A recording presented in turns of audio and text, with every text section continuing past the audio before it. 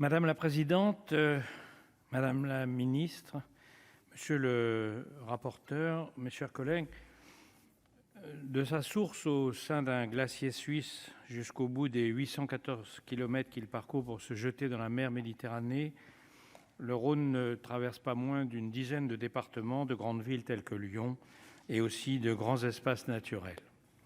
Depuis des siècles, les hommes qui le croisent essayent de l'apprivoiser, de l'aménager et de le façonner.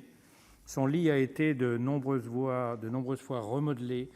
Il est maintenant en cours de renaturation. Victime du dérèglement climatique, il est pourtant l'une des solutions principales pour le combattre. Le glacier qui l'alimente recule et les prévisions quant à son débit augurent d'une baisse très importante.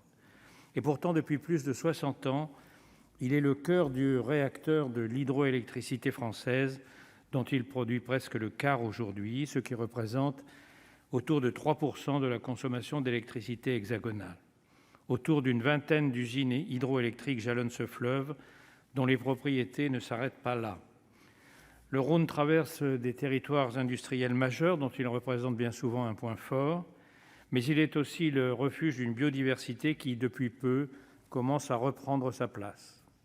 La nature et l'humain se rencontrent sur ses rives et profitent de ses bienfaits, mais l'équilibre est précaire et doit retrouver une nouvelle jeunesse grâce aux efforts pour lutter contre les pollutions. Il est aussi un formidable outil pour le transport fluvial qui reprend au fur et à mesure une place importante.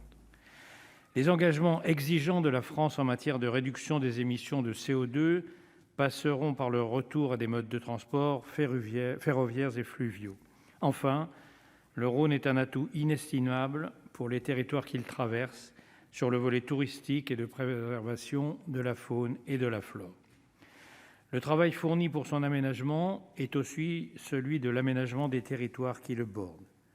Depuis près de 90 ans, il revient à la Compagnie nationale du Rhône d'entretenir le fleuve et de dialoguer avec les collectivités territoriales à l'aménagement de leur territoire. La prolongation de la concession allouée à la CNR est l'objectif principal du texte que nous avons examiné en commission des affaires économiques. Proposition de loi d'équilibre entre les forces politiques du pays, elle a fait l'unanimité à l'Assemblée nationale et au sein de notre commission au Sénat. Même la Commission européenne, pour qui la question de la mise en concurrence sur le marché de l'énergie hydraulique, surtout en France, est un sujet sensible, cette commission considère cette prolongation comme compatible avec les principes européens des aides d'État. Je salue le travail effectué au Sénat, les échanges que nous avons eus et l'impulsion qui a été donnée à ce texte par notre rapporteur. Au-delà de la volonté de prolongement de la concession, que je soutiens pleinement, deux points me semblent aller dans le sens des transitions. Le premier est celui de la relation avec les territoires. La CNR, les acteurs de terrain, au premier rang desquels les collectivités territoriales, fournissent un travail considérable qu'il faut encourager. Renforcer leurs liens est essentiel afin de remplir les objectifs industriels et environnementaux que nous nous sommes fixés. Le deuxième point est le fait d'inscrire l'aménagement du Rhône dans les objectifs de neutralité carbone en 2050. Le schéma directeur a été complété par des points importants sur le solaire innovant ou encore l'hydrogène renouvelable bas carbone. Ce sont des technologies d'avenir qui participeront au développement d'une écologie libérale, seul moyen de réaliser nos transitions.